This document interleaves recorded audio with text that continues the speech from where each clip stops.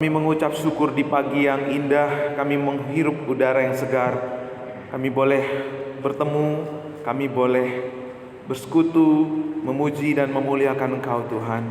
Kami percaya Engkau hadir di tengah-tengah kami. Kami percaya hari ini juga Tuhan kami akan disegarkan oleh kebenaran firman-Mu. Roh Kudus-Mu Tuhan bekerja di tengah-tengah kami, memulihkan, membangkitkan, menyembuhkan, dan menguatkan setiap kami Tuhan. Terima kasih Bapa. Sembunyikan hamba-Mu di belakang kayu salib-Mu ya Tuhan. Biar kemuliaan-Mu saja yang nampak ya Bapa. Kebenaran-Mu membebaskan dan memberkati kami semua. Terima kasih Bapa, kami siap mendengar firman-Mu. Berbicaralah kepada kami. Kami siap mendengar. Di dalam nama Yesus kami berdoa. Amin. Salam. Ya. Boleh kita sapa samping kiri dan kanan kita. Tuhan Yesus memberkatimu ya. Amin. Puji Tuhan, Bapak Ibu Saudara. Hari ini kita akan belajar bersama-sama dari 1 Korintus 12 ayat 1 sampai yang ke-11 tentang karunia roh. Ya. Ada banyak karunia, tetapi satu sumbernya yaitu Roh Kudus. Nah, di dalam kehidupan kita ada berbagai-bagai jenis kemampuan, profesi. Bagaimana jadinya kalau misalnya ada seorang guru berkata, kalau bukan karena aku, kalian gak bisa ngapa-ngapain. Karena aku guru, berkat dari aku, maka anak-anak kalian bisa sekolah, bisa tahu, bisa ngerti, punya kemampuan, punya skill. Lalu gimana kalau misalnya ada seorang petani juga berkata begitu? Kalian gak tahu ya, kalau bukan karena aku, kalian gak bisa hidup. Coba kalau aku gak nanam padi, mau makan apa? Iya gak? Lalu ada lagi misalnya dokter berkata, kalian gak tahu ya, kalau bukan karena aku, kalian gak mungkin bisa menikmati hidup. Coba kalau gak ada aku. Kalau anak kalian pilek, anak kalian demam, kemana larinya? Lalu ada lagi misalnya tukang bangunan berkata, coba kalau gak ada aku, kalian semua kepanasan. Karena gak ada yang bisa bangun gedung seperti ini. Kalian semua kepanasan kan? Lalu ada juga yang berkata, koki ya, coba kalau gak ada aku, kalian gak bisa makan. Coba kalau nggak makan, bisa nggak kalian duduk di sini? Nah, maka Bapak Ibu Saudara, ketika kehidupan kita hanya ada satu jenis orang, misalnya semuanya dokter, semuanya guru, siapa muridnya? Siapa pasiennya? Betul nggak? Semuanya misalnya jadi petani, ya siapa yang mengurusi konsumsi, siapa yang mengurusi kesehatan? Maka dengan kata lain, Tuhan menetapkan kehidupan kita dari berbagai-bagai latar belakang, dari berbagai-bagai profesi, karena memang kita nggak bisa hidup sendiri. Kita membutuhkan satu dengan yang lainnya. Kita membutuhkan orang yang duduk di dekat kita. Kita membutuhkan seisi rumah kita. Tidak ada di antara kita yang multifungsi, semuanya bisa. Nggak ada. Karena memang Tuhan merancang kita untuk hidup bersama-sama. Tadi kita sudah membaca di dalam Korintus ini, ada berbagai rupa-rupa, tetapi satu sumbernya, yaitu siapa Bapak Ibu? Roh Kudus. Roh Kuduslah yang memberikan kepada tiap-tiap orang karunia rohani. Untuk apa? Untuk kepentingan bersama. Bukan untuk kepentingan diri sendiri, tetapi kepentingan bersama. Nah, kita lihat ketika kita berbicara tentang karunia, Roh Kudus itu adalah karunia itu sendiri. Makanya dikatakan, karena begitu besar kasih Allah, maka Ia mengaruniakan anaknya yang tunggal. Lalu anaknya yang tunggal itu naik ke surga, lalu ia memberikan rohnya kepada kita. Roh Kudus itu adalah karunia Allah sendiri. Nah, ketika kita menerima Yesus sebagai Tuhan, kita sudah menerima karunia itu. Dan di dalam setiap diri seseorang pasti ada yang namanya karunia dalam diri orang itu. Minimal satu pasti ada. Gak ada di antara kita yang gak punya karunia. Waktu kita percaya Yesus, padamu sudah ada karunia itu. Lalu minimal satu karunia roh ada pada kita. Ya. Sebelum kita lebih dalam lagi, saya ingin Bapak Ibu mengerti arti karunia itu berasal dari kata karis. Karis itu pemberian secara cuma-cuma. Anugerah, dianugerahkan Tuhan. Bukan karena perjuangan kita, bukan karena usaha kita, tetapi dianugerahkan. Pada waktu kita menerima Yesus sebagai Tuhan, kita menerima anugerah, yaitu Roh Kudus itu sendiri. Lalu juga kita menerima anugerah dalam bentuk karunia-karunia. Karunia Roh Kudus itu, kenapa sih kita diberikan karunia? Kenapa Tuhan memberikan kita bekal karunia? Untuk kepentingan bersama. Bersama-sama saya katakan untuk kepentingan bersama-sama. Amin. Jadi kalau ada orang berkata dia punya karunia tetapi ia gunakan untuk kepentingan dirinya sendiri, itu bukan dari Tuhan. Ketika saya punya karunia bernubuat misalnya, lalu saya gunakan untuk kepentingan saya sendiri, nah itu bukan karunia nubuat yang sesungguhnya, tetapi karunia lu buat-buat. Ketika saya berkata, Pak Agus, saya punya penglihatan, Bapak mesti jual mobil Bapak, uangnya kasih ke saya. Itu namanya udah keuntungan sendiri. Atau ada seorang pemuda berkata, saya tadi malam berdoa untuk kamu, lalu saya dengar suara dari Tuhan. Apa suaranya? Katanya kamu jodoh aku. Wih, itu lu buat-buat ya. Hati-hati, karena banyak juga bukan nubuat tetapi lu buat-buat. Nah, kembali ke dalam firman Tuhan, karunia itu diberikan untuk kepentingan bersama. 1 Petrus 4 ayat 10, sesuai dengan karunia yang diperoleh tiap-tiap orang. Semua kita punya karunia. Tetapi kita persoalannya, sudahkah kita menemukan karunia apa yang ada pada kita? Semua barang punya fungsi dan punya spesifikasi. Mau beli laptop, mau beli HP, selalu kita lihat spesifikasinya seperti apa. Ini tujuannya, enaknya kalau beli laptop seperti ini kerjanya cocoknya ngerjain apa. Betul ya? Sama seperti kita. Tuhan memberikan kita semua karunia Roh Kudus, tetapi kita semua punya spesifikasi masing-masing. Dan ketika kita menemukan spesifikasi itu, maka kita bisa melihat karya Tuhan secara maksimal terjadi lewat hidup kita. Nah, karena itu hari ini kita belajar bersama-sama bagaimana karunia-karunia itu dinyatakan dalam hidup kita. Bagaimana kita akan menemukan karunia-karunia itu. Ada banyak karunia. Ada banyak karunia di dalam 1 Korintus 12 ayat 8 sampai 11, Roma 12 ayat 6 sampai 8, ya.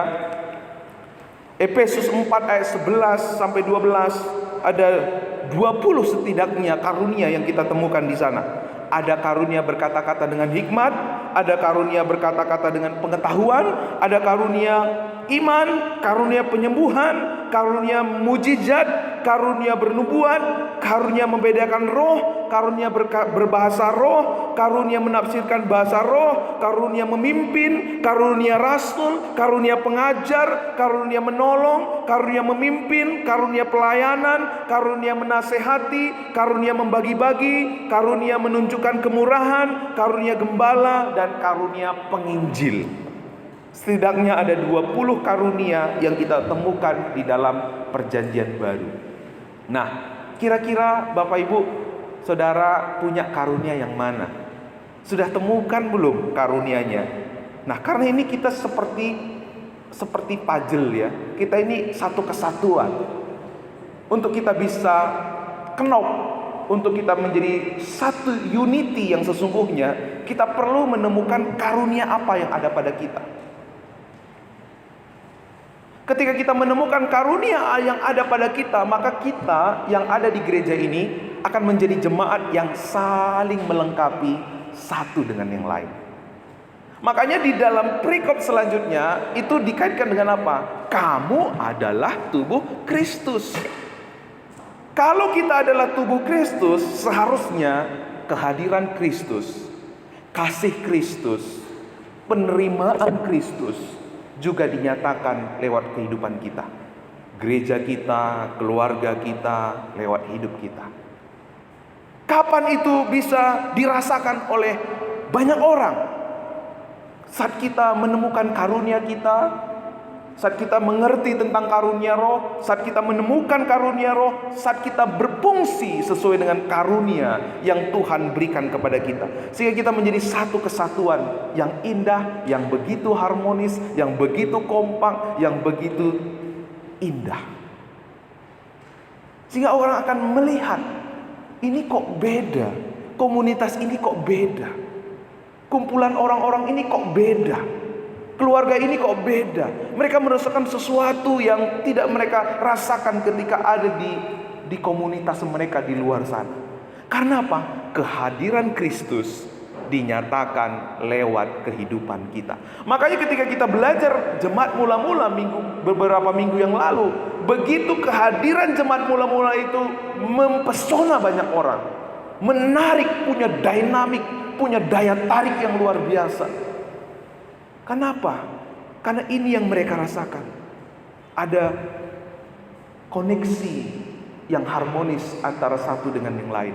Ketika kita mengerti tentang karunia ini, maka kita akan melihat saudara kita, melihat orang di sekeliling kita tidak sempit, tidak dengan kacamata kita, tetapi dengan kacamata Tuhan. Kita bisa melihat orang ini, oh, dia juga punya kelemahan, dia punya kelebihan. Kelebihannya lah menutupi kekurangan saya, kelebihannya lah menutupi kekurangan saya, kelebihan saya juga lah menutupi kekurangannya. Sehingga kita tidak pernah menjadi komunitas yang eksklusif, menjadi komunitas yang tertutup. Wah, kita kan semuanya di sini karunianya memuji Tuhan, karunianya berbahasa roh. Kan di sana nggak punya karunia berbahasa roh, jadi kita beda dengan dia. Nggak kayak gitu. Oh, di sini kan kita punya karunia bermurah hati, karunia berbagi-bagi. Kalau dia kan nggak hobi karunia berbagi-bagi, maka kamu bukan bagian dari saya. Kita nggak akan melihat hal itu sebagai sebuah hal yang membuat kita berpisah, tetapi membuat kita melihat sebagai sebuah satu kesatuan. Kita bisa belajar tentang fakta karunia, ya. Semua orang percaya pasti punya karunia. Pertanyaannya adalah, sudahkah kita menemukan karunia? Kapan kita menemukan karunia itu? Nanti kita belajar. Lewat kita melayani, lewat kita menjalankan tes karunia itu ada 2. Nanti kita belajar. Tapi saya mau kita belajar dari hamba yang menerima talenta. Ada 2 talenta, ada 1 talenta, lalu 2 dan 5 talenta. Ya. Ketika yang menerima 1 talenta itu, ia tidak mengerjakannya. Ia memendamkannya, ia menanamnya. Sehingga apa? Tetap menjadi 1. Tetapi yang lain berkali lipat, berubah menjadi 2 kali lipat.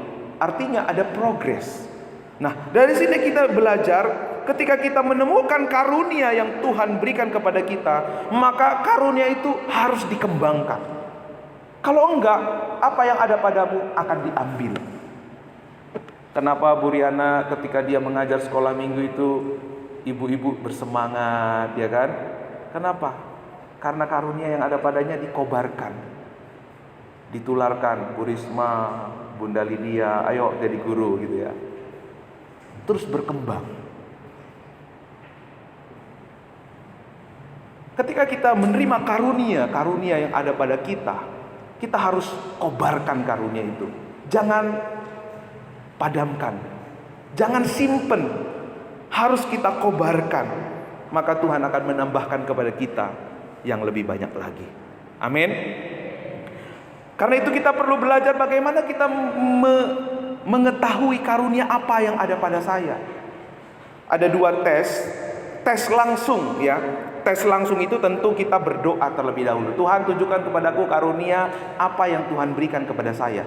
Lalu setelah itu kita terjun melakukan pelayanan. Ketika kita terjun melakukan pelayanan, kita coba lihat ya, apa yang kita rasakan. Kita enjoy enggak? Lalu waktu kita melayani orang lain itu enjoy enggak dengan pelayanan kita? Diberkati enggak dengan pelayanan kita? Ya.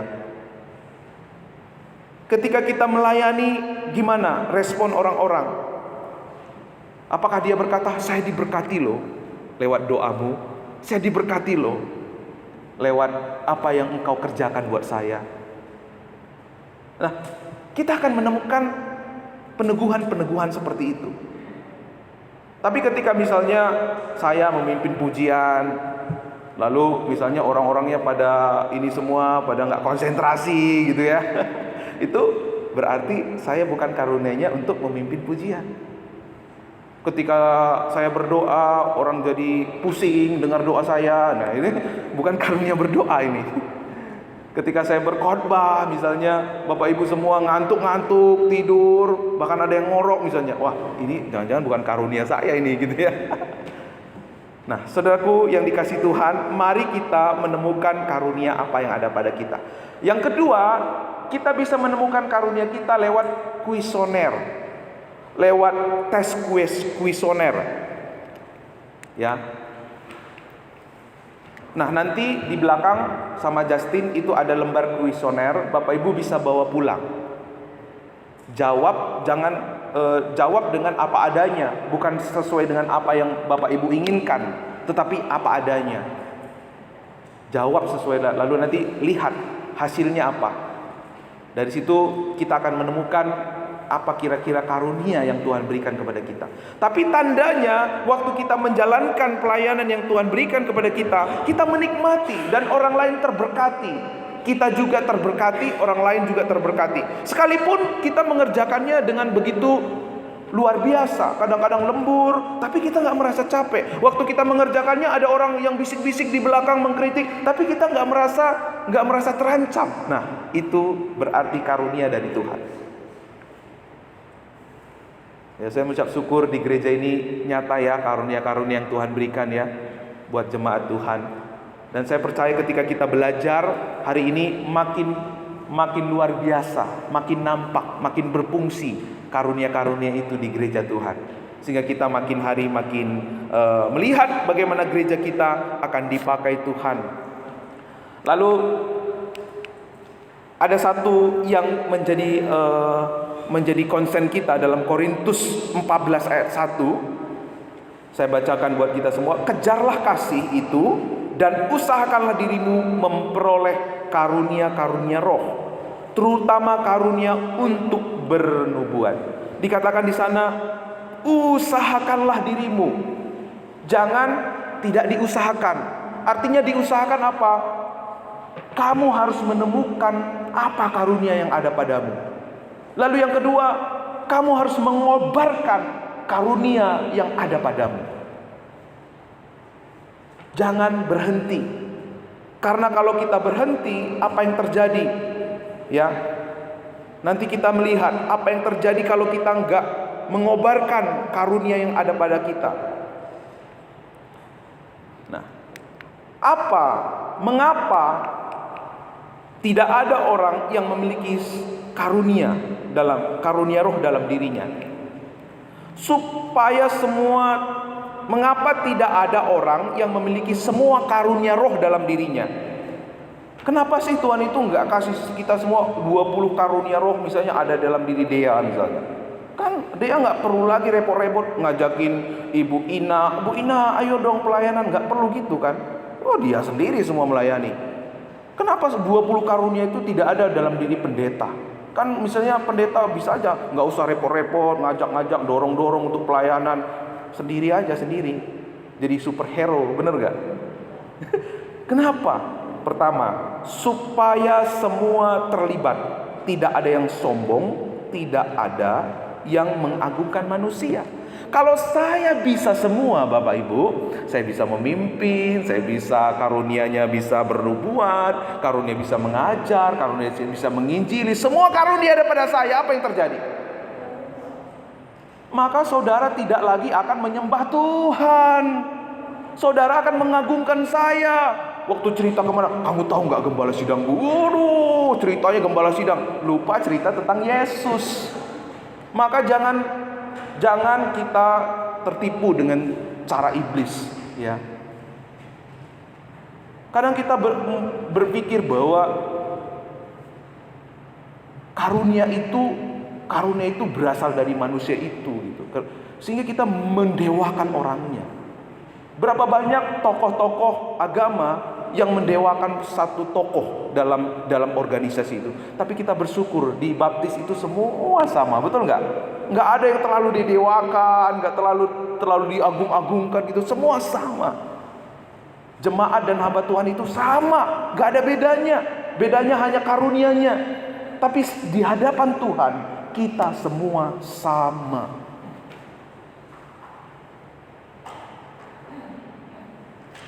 Waktu jemaat mengagungkan saya karena saya punya karunia yang luar biasa. Pada waktu gembalanya meninggal, nggak ada lagi. Jemaatnya bisa kocar-kacir. Tetapi ketika kita semua mengerti bahwa karunia itu berasal dari Tuhan dan diberikan kepada masing-masing orang, dan tidak ada orang yang punya karunia semua dalam dirinya, maka kita akan berusaha untuk menjadi orang yang saling melengkapi satu dengan yang lain. Amin. Kita nggak menuntut lagi. Kita akan menjadi orang yang ini bagian saya. Sorry ya, ini bagian saya. Kita akan berlomba-lomba. Ini bagian saya. Kamu bagian mana? Kamu konsen di sana. Tanpa kita sadari, semua bagian dalam pelayanan dalam gereja ini semua terisi. Tidak ada yang tidak melayani, tidak ada yang ongkang-ongkang kaki lalu menunjuk-nunjuk, ya, mengkritik, gitu ya. Semuanya ngambil bagian. Kita nggak ada waktu lagi untuk membicarakan sesuatu yang nggak penting. Kita tidak ada waktu lagi untuk memusingkan diri dengan kepentingan-kepentingan kita. Semua berbicara tentang kepentingan Tuhan buat gereja ini. Indah nggak seperti itu?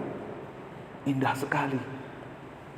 Kita nggak ada waktu lagi untuk melakukan hal-hal yang tidak penting dalam hidup kita. Kita bersatu, kita saling membutuhkan satu dengan yang lain. Nah, kalau nggak gitu, bagaimana? Kita nggak bisa menyatakan kehadiran Kristus dalam kehidupan kita. Bagaimana kalau orang buta menuntun orang buta? Kan nggak mungkin bisa, ya. Orang buta dituntun oleh orang yang melihat, meskipun dia nggak mendengar. Tapi ketika mereka menjadi satu kesatuan, mereka bisa berjalan. Demikian, kenapa sih Tuhan gak ciptakan kita ini telinga semua gitu ya, atau misalnya kaki semua? Kan aneh juga ya. Tapi Tuhan ciptakan dalam tubuh kita ini ada telinga, ada mata, ada hidung, ada mulut, ada kaki, ada tangan, ada rambut, ada mata. Kita semua saling melengkapi dalam tubuh kita. Demikian tubuh Kristus, Tuhan berikan kita karunia satu dengan yang lain, supaya saudara dan saya saling melengkapi. Saya mengucap syukur, ya, di jemaat ini ada karunia gembala. Kalau ada satu orang itu yang mundur, dia langsung deketin, dia langsung kunjungin. Itu luar biasa. Saya bersyukur di gereja ini ada karunia mengajar, ya. Kalau mengajar sekolah minggu itu bisa berapa sesi gitu ya, nggak merasa capek. Wah, itu luar biasa. Di sini ada karunia untuk menginjili. Selalu walau ketemu orang itu, apa yang mesti saya sampaikan ke orang ini supaya dia percaya Yesus. Saya bersyukur ada karunia memimpin, ya. Kalau dia memimpin itu tadinya mau gotok-gotokan, jadi akhirnya adem. Wah, luar biasa. Karunia-karunia seperti ini semua berasal dari roh yang sama untuk kepentingan bersama. Karunia ini harus kita kobarkan, jangan pendam seperti orang yang menerima 1 talenta. Kalau kita pendam, kita nggak akan melihat bagaimana rencana Tuhan, bagaimana kuasa Tuhan, bagaimana karya Tuhan yang besar itu dinyatakan dalam hidup kita. Karena itu dalam 2 Timotius 1 ayat yang ke-6, saya ajak Bapak Ibu untuk baca bersama-sama. 1, 2, 3 ya. Karena itulah kuperingatkan engkau untuk mengobarkan karunia Allah yang ada padamu oleh penumpangan tanganku atasmu. Kata mengobarkan karunia dalam bahasa asli anajopuro, dari kata ana, up, back or again, jus, lepur, fire, ya. Artinya apa? Karunia rohani bisa lama-lama tidak terpakai dan padam kalau kita tidak kobarkan. Kita harus pelihara sama seperti api. Harus dipelihara supaya tetap menyala. Waktu dipelihara, apinya, rantingnya sudah mulai habis, kita kasih ranting lagi, kasih ranting lagi, akhirnya apinya makin besar. Demikian, waktu kita punya karunia, misalnya Bapak Ibu menemukan karunia mengajar, punya karunia untuk menasihati, kobarkan. Cari mangsa, siapa nih yang butuh nasihat, gitu ya. Cari mangsa. Wah, kayaknya perlu nih dapat nasihat nih anak-anak muda ini. Semangatnya oke, ya, tapi kurang berhikmat. Nah, dinasehati, gitu kan. Pemuda juga begitu ya. Wah iya, bersyukur ya. Aku terima kasih deh sama ibu. Ibu sudah nasehatin saya. Berarti ibu kan perhatian sama saya. Ajak makan mie tek-tek, ya kan? Karena apa? Ada orang-orang yang Tuhan pakai untuk peduli sama kita. Jangan menolak, jangan mencas, jangan marah gitu. Apa-apaan kamu? Emang kamu siapaku? Emang kamu gak tahu diri? Nah, kalau sudah seperti itu, kita menolak untuk kita dilengkapi di dalam Tuhan. Amin ya, anak-anak muda ya. Aduh, gak tahu nanti saya pulang dari mana ini kalau begini. Amin anak muda. Amin. Berarti saya berani pulang. Kalau nggak gini tadi, aduh, pulang dari mana ini?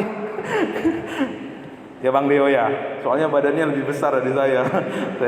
Saya nggak bisa tidur nanti. Pelihara karunia. Apa yang terjadi kalau kita enggak pelihara, enggak kobarkan karunia? Bapak Ibu pernah dengar Sadhu Amar Bharati? Itu dari India. 49 tahun ia mengangkat tangannya. Akhirnya apa dengan tangannya ini? Apa yang terjadi dengan tangannya? Ini bapak ini akhirnya tangannya itu nggak bisa digerakkan. Tangannya akhirnya mengecil. Ada yang mau neladanin? Ada yang mau niru Bapak Ibu? Jangan. Maksudnya kalau Bapak Ibu enggak mengaktifkan, enggak mengobarkan karunia yang ada pada Bapak Ibu, karunia itu akan diambil daripadamu. Akan mati karunia itu. Sama seperti tangan kita, kalau kita nggak gerak-gerakkan, suatu hari tangan ini nggak akan menjadi malfungsi. Betul nggak?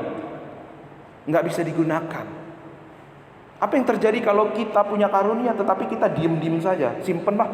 Saya punya karunia menasehati memang, tapi daripada saya menasehati nanti saya dibenci sama dia, saya dimusuhin sama dia, mending saya simpen. Karunia itu diambil daripada saudara dan saya. Memang ada risiko waktu kita mengobarkan karunia itu. Tetapi ingat janji Tuhan, Dia menyertai kita. Kalau Tuhan izinkan kita dibenci, kalau Tuhan izinkan kita tidak disukai, lewat itu ada rencana Tuhan. Lewat itu Tuhan mau menyatakan terang yang ada padamu. Lewat itu Tuhan mau menyatakan kesaksian yang luar biasa buat orang-orang yang ada sekeliling saudara. Kok ibu ini ngotoh banget sih ya nasihatin saya? Emang kenapa? Dia akan cari tahu. Ketika dia selidikin, dia makin tahu. Oh iya, ternyata dia nggak maksud apa-apa. Dia maksudnya cuma kepingin lihat aku menjadi anak yang lebih baik. Ternyata maksudnya bukan apa-apa. Dia kepingin aku berhasil dalam hidupku. Lewat itu dia jadinya luluh, hatinya hancur lebur, hatinya jadinya diubah Tuhan lewat kita. Amin. Jangan Jangan padamkan rohmu, jangan padamkan karunia roh. Harus kita gunakan karunia itu. Jangan seperti orang yang menerima 1 talenta, dia takut dengan segala risiko. Kalau saya gunakan karunia saya, maka saya nanti pasti susah, pasti repot, jam tidur saya terganggu, kesehatan saya terganggu. Mending saya simpen, mending saya tanam, gak ada orang yang mencuri. Tetapi apa yang terjadi waktu karunia itu talenta itu diperhadapkan dengan tuannya, sini, apa yang ada padamu akan diambil. Karena apa? Gak bisa dipercaya. Karena itu ketika Bapak Ibu punya karunia memimpin, karunia menasehati, karunia bernubuat, karunia mengajar, karunia berdoa, karunia untuk menafsirkan roh, karunia untuk berbahasa roh, gunakan semuanya itu. Kobarkan semuanya itu. Kalau Bapak Ibu punya karunia berbahasa roh, jangan, nanti kalau saya berbahasa roh, apa kata tetangga saya ya, apa kata sisi suami saya ya, apa kata istri saya.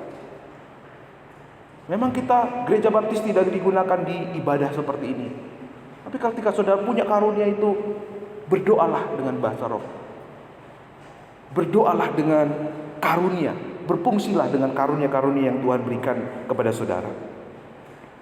Apa kendala ketika kita menerima karunia yang kedua? Kendalanya adalah sering sekali orang menggunakan karunia itu untuk kepentingannya sendiri. Nah, seperti yang saya sudah jelaskan tadi ya. Makanya dikatakan di dalam 1 Korintus 11, Korintus 13, Lukas 10 ayat 25, kasih itu tidak mencari keuntungan diri sendiri. Jadi kalau kita menerima karunia itu tidak pernah untuk kepentingan diri sendiri. Selanjutnya kita melihat karunia rohani untuk kepentingan tubuh Kristus. Dalam 1 Petrus 4 ayat 10, layanilah seorang akan yang lain. Begitu juga dalam 1 Korintus selanjutnya ya, karunia itu untuk kita gunakan untuk melayani seorang akan yang lain. Waktu kita tahu konsep ini ya, waktu kita tahu konsep ini, maka kita akan bersemangat. Oh ya, ternyata saya bagian dari gereja ini. Oh ya, saya ternyata dibutuhkan oleh orang itu gitu ya. Sehingga kita bisa menghibur, menguatkan iman satu sama lain. Kita tidak akan menjadi orang yang pamer, sombong. Kita tidak akan menjadi orang yang mencari kepentingan diri sendiri. Kita tidak akan menjadi orang yang menjatuhkan dan merendahkan. Karena kita melihat bahwa perbedaan itu bukan sesuatu yang membuat kita terpisah, tetapi perbedaan itu menjadi sesuatu yang membuat kita bersatu satu dengan yang lainnya. Karunia Roh Kudus diberikan sebagai pertanggungjawaban,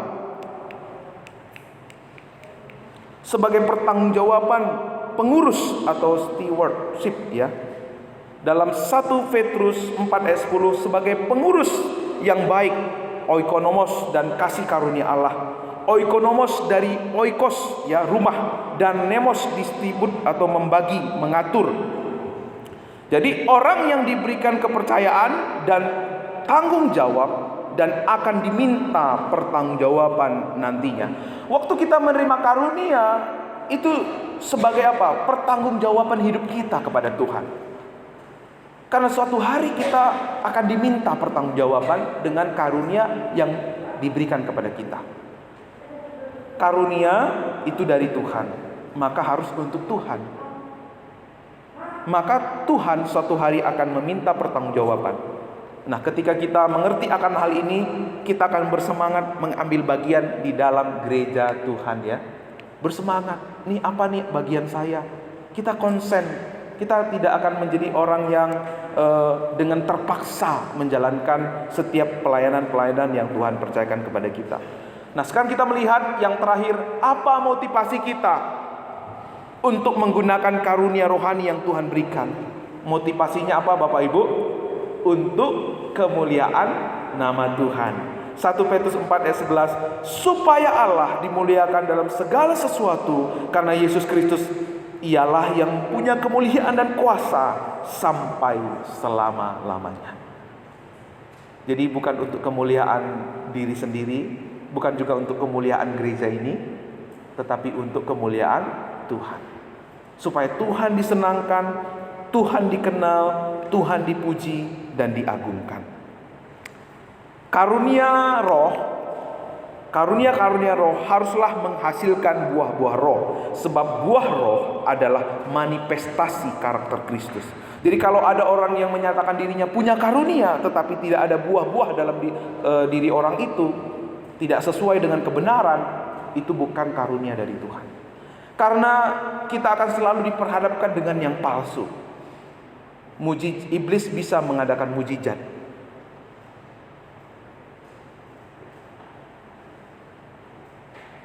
Iblis juga menyatakan keajaiban-keajaiban. Karena itu hari ini Tuhan juga mau membentengi kita agar kita tidak disesatkan dengan karunia-karunia yang bukan berasal dari Tuhan. Karena karunia yang selalu berasal dari Tuhan selalu akan terlihat dari buahnya. Makanya Tuhan bilang, dari buahnya kamu akan tahu. Kita bisa melihat sesuai nggak dengan kebenaran. Untuk kepentingan tubuh Kristus atau untuk kepentingan diri sendiri. Nah, mari kita kobarkan karunia. Karena Efesus 4 ayat 12, untuk memperlengkapi orang-orang kudus bagi pekerjaan pelayanan, bagi pembangunan tubuh Kristus. Selalu digunakan untuk pembangunan tubuh Kristus. Karunia dari Tuhan selalu menyatakan buah, selalu menyatakan kehadiran Kristus, selalu menyatakan kebenaran Kristus. Kalau ada orang yang mungkin menyatakan punya karunia untuk menegur, lalu ternyata tegurannya itu, nasihatnya itu selalu membuat orang takut, itu dari Tuhan atau bukan? Kembali kepada kebenaran firman. Firman Tuhan bilang apa? Dari Tuhan itu tidak menimbulkan ketakutan. Kalau ada yang berkhotbah di sini membuat saudara takut, gak bisa tidur karena dosa-dosa saudara, itu bukan dari Tuhan. Tapi ketika berkhotbah dari tempat ini membuat saudara semangat berubah, semangat bangkit, itu adalah karunia mengajar, karunia berkhotbah yang berasal dari Tuhan. Tapi sebaliknya juga, kalau ada orang mengajar saudara ternyata membuat saudara malah jadi nggak bagus, ya itu juga bukan dari Tuhan. Karena yang dari Tuhan itu selalu akan membawa kita menjadi pribadi yang rendah hati, mau dibentuk, menjadi pribadi yang lebih taat, lebih baik dari hari kemarin, dan besok lebih baik dari hari ini. Ketika itu yang terjadi pada saudara, berarti Tuhan bekerja lewat karunia-karunia yang Tuhan nyatakan di sekeliling kita, lewat orang-orang yang ada di dekat kita. Mari kita tunduk kepala. Apakah selama ini saudara tidak mau tahu dengan karunia apa yang Tuhan berikan kepada saudara?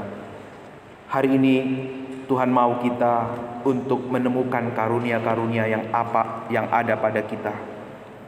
Tuhan mau kita melayani sesuai dengan karunia itu.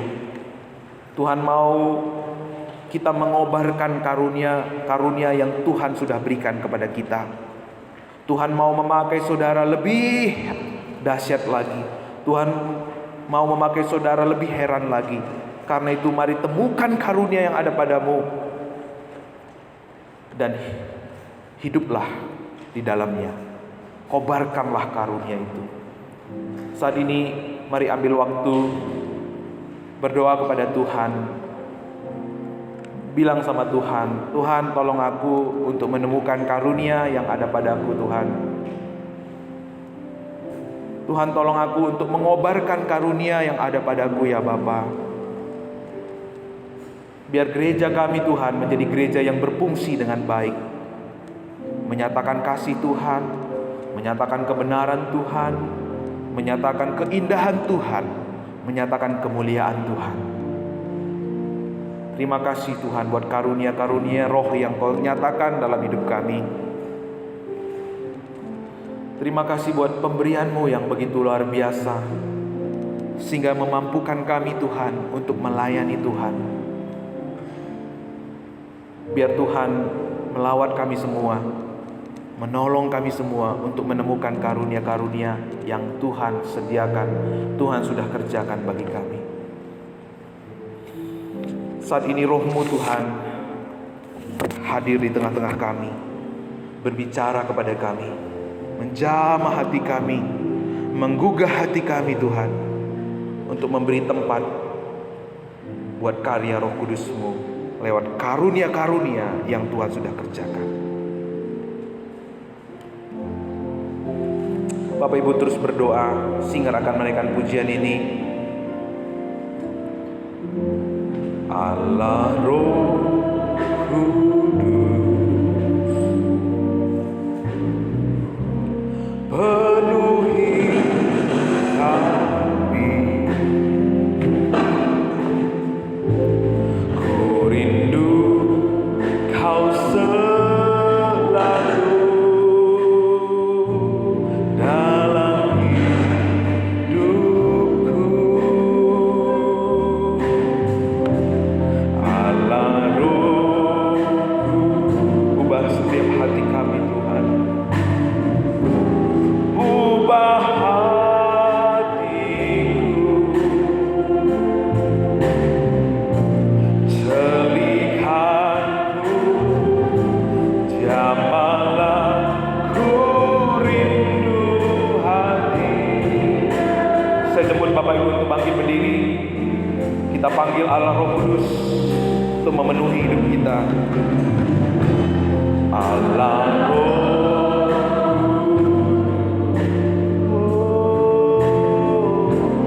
penuhi kami. Amin. Ku rindu Kau selalu dalam hidupku. Allah Roh, ubah setiap hati kami Tuhan, ubah hatiku, jamah dan celihanku. Amin. Jamahlah ku rindu hari. Mari sembah Dia. Ku sembah,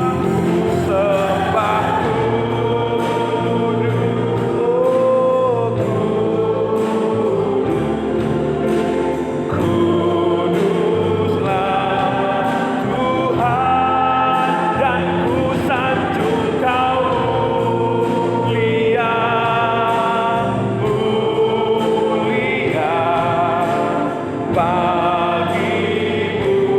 Sekali lagi, ku sembah, haleluya, Yesus.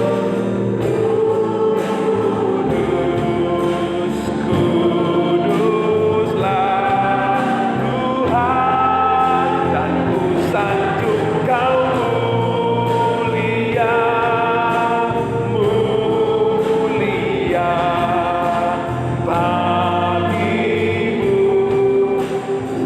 Dengan lembut kita katakan, ku sembah, ku sembah. Kami sembah Engkau Allah Roh Kudus, Kau yang memberikan kami karunia-karunia Tuhan, Kau yang memampukan kami Tuhan, mengobarkan karunia ini Tuhan. Yesus, mulia bagimu. Kami sembah, ku sembah.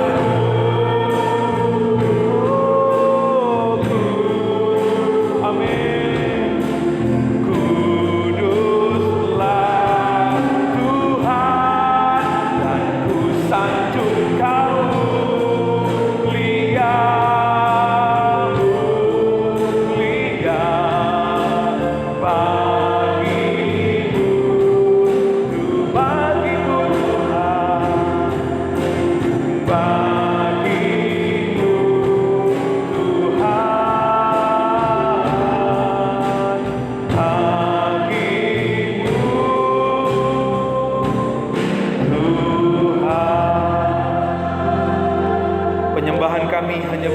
Allah Roh Kudus.